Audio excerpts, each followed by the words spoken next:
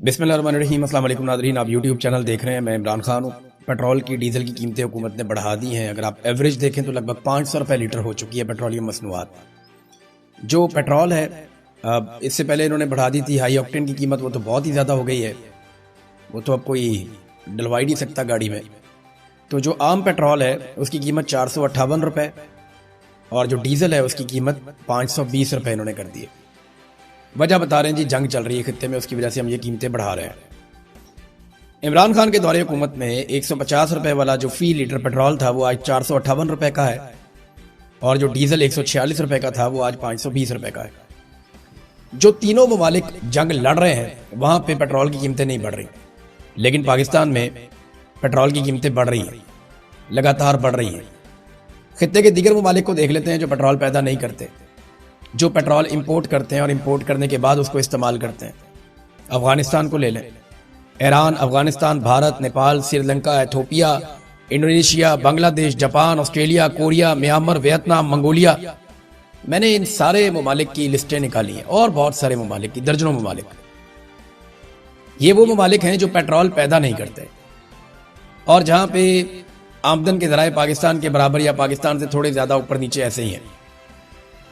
इन सारे ममालिक के अंदर पेट्रोल पाकिस्तान से सस्ता है। तो जंग क्या खाली पाकिस्तान के लिए लग गई है? इंडिया भी इसी खित्ते में पाकिस्तान के बिल्कुल साथ, वहां भी पेट्रोल पाकिस्तान से बहुत सस्ता है। ये साथ आपके अफगानिस्तान है, अफगानिस्तान में पेट्रोल पाकिस्तान से बहुत सस्ता है। बांग्लादेश पाकिस्तान का हिस्सा था, हमारे जैसी हालात है, वहां जमीन में पेट्रोल तो नहीं निकलता ना, बल्कि पेट्रोल को वहां पहुंचने के लिए ज्यादा ट्रेवल करना पड़ता है। वहां पेट्रोल बहुत सस्ता है। श्रीलंका में सस्ता है, नेपाल में सस्ता है जिसको कोई समंदर भी नहीं लगता, अफगानिस्तान को भी समंदर नहीं लगता, मंगोलिया, वियतनाम, हर जगह पेट्रोल सस्ता और पाकिस्तान के अंदर पेट्रोल महंगा है। हालांकि हमारे लिए तो आबनाए हुर्मत भी खुली हुई है, पाकिस्तान के लिए आबनाए हुर्मत खुली हुई है। पाकिस्तान के वजीर खारजा ने नॉर्मली तो इसहाक डार झूठ ही बोलता है, कलमा पढ़ के भी झूठ बोलता है, अल्लाह का नाम लेके झूठ बोलता है। इसहाक डार जैसे आदमी ने भी कह दिया कि हमारे लिए तो 20 टैंकर्स ईरान ने छोड़ दिए हैं कि हम आबनाए हुर्मत से गुजार सकते हैं। हमारे साथ तो ईरान ने मुआहदा कर दिया कि हम यहां से तेल निकाल सकते हैं, लेकर जा सकते हैं। फिर हमें सऊदी अरब भी सस्ता तेल देता है, ईरान भी सस्ता तेल देता है, हम रशिया से भी तेल खरीद सकते हैं, तो प्रॉब्लम तो कोई नहीं। लेकिन इसके बावजूद जब तेल आ भी रहा है और सस्ता मिल रहा है तो पाकिस्तान में ये हैरान कुन इजाफा तेल की कीमतों में क्यों हो रहा है? हम तो कोई जंग नहीं लड़ रहे ना, हमारी तो किसी के साथ जंग नहीं चल रही। हम तो शौकिया अमेरिका के कहने के ऊपर अफगानिस्तान के ऊपर फिदाई हमले कर रहे हैं, वो भी अमेरिका को यहां पे इस खित्ते में पांव जमाने हैं आने वाली सर जंग के लिए। तो हमने बगराम एयरबेस अमेरिका को लेकर देना है और पाकिस्तान के बीच में से रास्ता देना है ताकि अमेरिकन कंटेनर जैसे माजी में नेटो सप्लाई जाती थी वैसे ही अमेरिका की सप्लाई जाया करे। हमने तो ये करना है सिर्फ। तो इस वक्त पूरे खित्ते में पाकिस्तान सबसे ज्यादा ऐसा मुल्क है जहां की आवाम को मार पड़ी है, और मारा किसी बाहर से नहीं, हुकूमत ने मारा है। और पाकिस्तान वो वाहिद मुल्क है जिसको सबसे ज्यादा सहूलतकारी भी मिली है ईरान की जानिब से। आपने हुर्मुज़ में इनके तेल के इनके कंटेनर गुजरते हैं, इनको कोई नहीं रोकता, इनके झंडे लगे हुए गुजरते रहते हैं।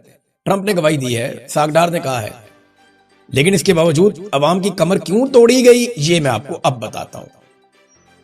हुआ यह है कि पाकिस्तान के अंदर तक कारोबारी जिंदगी चल ही नहीं रहा। पाकिस्तान की मईशत का पहिया जाम हो चुका है।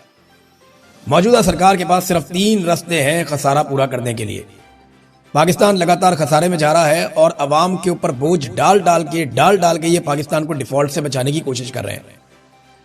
सरकार किसी किस्म का बोझ उठाने के लिए तैयार नहीं है। अगर वो तैयार होते तो 11-11 अरब के अय्याशी वाले तैयारे ना खरीदते। फिर कभी हनीमूनों की खबरें आती हैं, कभी वैलेंटाइन की खबरें आती हैं, अजीबो गरीब किस्म की इनकी हरकतें हैं बेशर्मों की। और अब इतने महंगे तैयारे खरीदने के बाद ये कौम से उम्मीद करते हैं कि कौम कफायत शारी करेगी। अभी शहबाज शरीफ की गाड़ियां गिनी, 30 से ऊपर गाड़ियां थी उसकी। जो इनमें से निकलता है बेशर्मों की तरह लंबे चौड़े काफले लेकर निकलता है। खुद इनके अलल्ले और तलल्ले नहीं खत्म हो रहे। स्टूडेंट्स के लिए स्कूल और कॉलेज बंद कर दिए और अपने वीआईपी जा जाके वहां पे स्टेडियम में अकेले बैठ के मैचेस देख रहे हैं। कैसे फ्रॉडिया एलीट है पाकिस्तान के जर्नैलों ने पाकिस्तान के ऊपर मुसल्लत की है। अब ये क्योंकि इकोनॉमी चल नहीं रही, मईशत का पहिया तो चल ही नहीं रहा, ना सरमायाकारी आ रही है, ना कोई पैसा खर्च कर रहा है, ना खरीदो फरोख्त हो रही है, ना रियल स्टेट का बिजनेस हो रहा है, वो कारोबार हो नहीं रहा पाकिस्तान में। जब कारोबार नहीं होगा तो रेवेन्यू कलेक्शन नहीं होगी। यानी कारोबार जिंदगी चलेगा तो टैक्स इकट्ठा होगा, टैक्स इकट्ठा होगा तो मुल्क चलेगा। अब अगर कारोबार जिंदगी बंद हो गया हुकूमत की घटिया कारकर्दगी की वजह से और अवाम के अदम एतमाद की वजह से, तो तीन तरीके बचते हैं फिर। नंबर एक, कर्जे लो, इतने कर्जे लो कि कौम की कमर तोड़ दो, और ये इन्होंने करके दिखाया। पाकिस्तान बनने से लेके अब तक 75 सालों में पाकिस्तान ने जितने कर्जे लिए डिफॉल्ट की तरफ चली जाएगी, जिस तरह की ये घटिया हरकतें पाकिस्तान के अंदर कर रही है। और इनका 610 अरब रुपए का शॉर्टफॉल है जो एफबीआर का है, वो टैक्सेस इकट्ठे नहीं कर पा रहा, कारोबार नहीं चल रहा, तो टैक्स कहां से इकट्ठे करेगा। ये उसको पूरा करने के लिए आईएमएफ ने पेट्रोलियम मसनूआत पर मजीद टैक्स लगाने का मुतालबा किया था, इन्होंने पूरा कर दिया। आईएमएफ के जो रेवेन्यू के अहदाफ है वो खुद मुकर्रर करता है, वो बताता है कितना पैसा आपने मुल्क से निचोड़ के इकट्ठा करना है और कहां से कैसे कैसे इकट्ठा करना है, वो भी वो बताता है। इसको कहते हैं मुल्क को गिरवी रखना। इससे पहले तो ऐसे कभी नहीं था, जो अब हो रहा है पाकिस्तान के साथ, पहले नहीं होता था, लेकिन अब वही हो रहा है।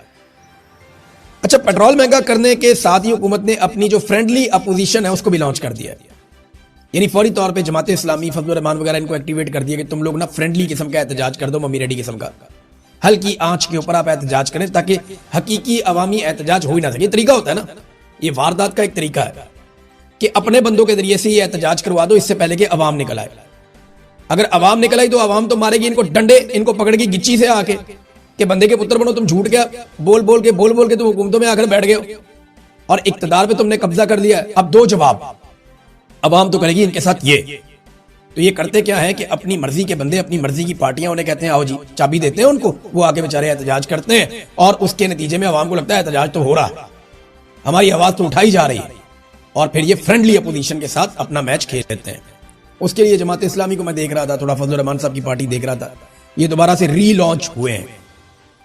नाज़रीन, आसिम मुनीर ने, जनरल बाजुआ ने, जनरल नदीम अंजुम ने, इन लोगों ने इस दावे के साथ ये सारी टीम लाकर बिठाई थी कि ये लोग पाकिस्तान को बेहतर चलाएंगे, पाकिस्तान की मईशत को ठीक करेंगे और पाकिस्तान को आगे लेकर जाएंगे।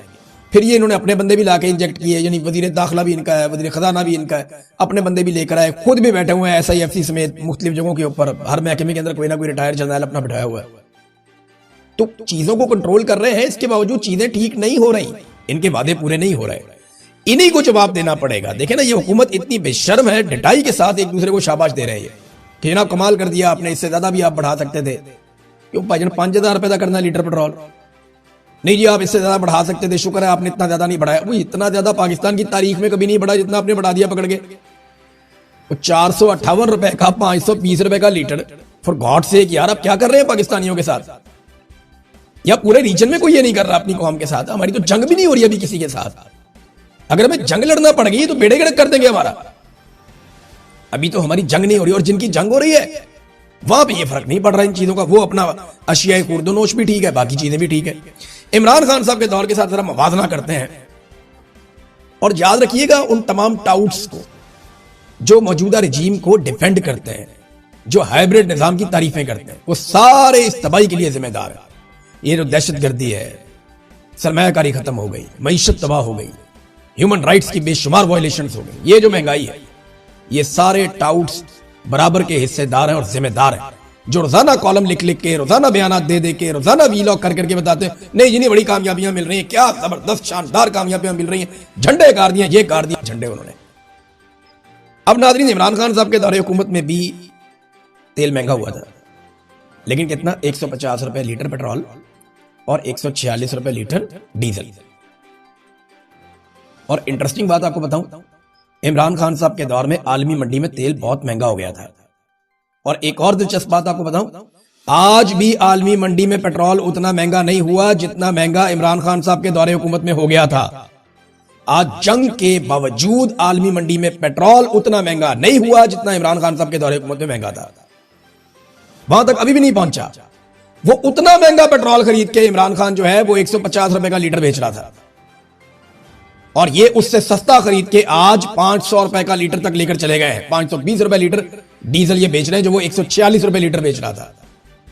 ये किया इन्होंने पाकिस्तान के साथ, और फिर ये कहते हैं जनाब कि हम आके ठीक कर रहेंगे, हमने जनाब मईशत संभाल ली है, हमने आम आदमी को पकड़ लिया, मैं अपने कपड़े बेच दूंगा। वो नए से नए कपड़े पहन के पूरी दुनिया के टूर लगा रहा है जिसने कपड़े बेचने थे।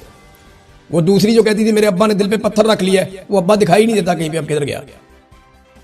वो कहती जी मेरा दिल अवाम के लिए धड़कता है, वो जनाब उसका दिल तैयारे के अंदर धड़क रहा है, जनाब तैयारा कदे इधर जा रहे हैं, कदे उधर जा रहे हैं, उसकी लोकेशन छुपा रहे हैं। यहां से आप अंदाजा करें। इमरान खान ने कहा था मेरे पाकिस्तानियों मैं तो बर्दाश्त कर लूंगा, आपसे नहीं होगा। ये मामला उधर ही जा रहा है। वो तो बर्दाश्त कर रहा है ना, कौम के लिए, अपने लिए, अपनी जीत के लिए, अपनी तबीयत से मजबूर है कि वो हार मानता नहीं है, उसकी ट्रेनिंग में नहीं है।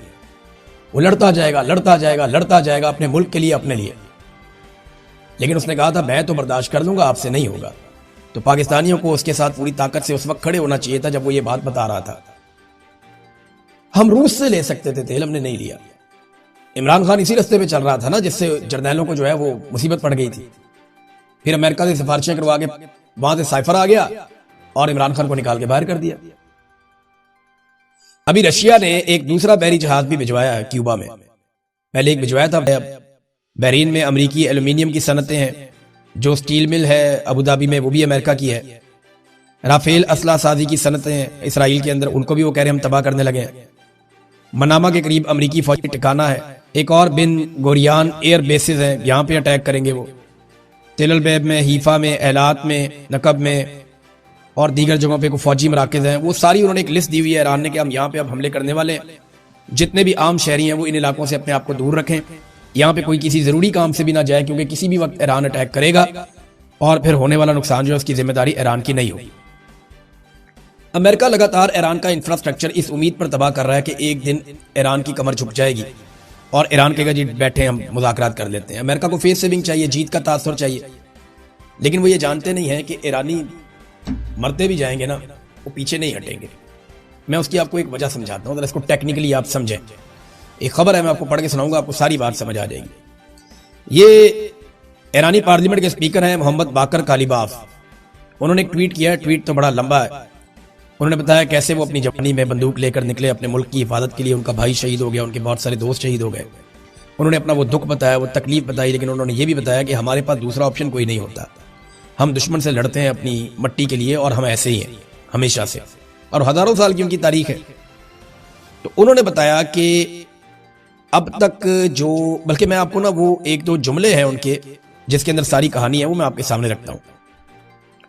उन्होंने कहा मेरी बात गौर से सुने, जब मैं 18 साल का था मैं अपनी राइफल उठाई और अपने प्यारे नाकाबिले तस्खीर ईरान की मट्टी के दफा के लिए सीधा मैदान जंग में कूद पड़ा। वो वाहिद घर जिसे मैंने हमेशा जाना है। मेरे अपने भाई हसन ने इस वतन की खातिर अपनी जान दांव पर लगा दी। वो कभी भी घर वापस, ये पूरा मुल्क ही लड़ने के लिए आ जाएगा। तो अमेरिका ने ना एक मुसीबत पाल ली है। इससे निकलने का सबसे बेहतर तरीका यह है कि इसके ऊपर डायलॉग किया जाए, और डायलॉग करने के लिए ईरान को उन ममालिक के साथ छोड़ा जाए जिनके साथ वो कंफर्टेबल है।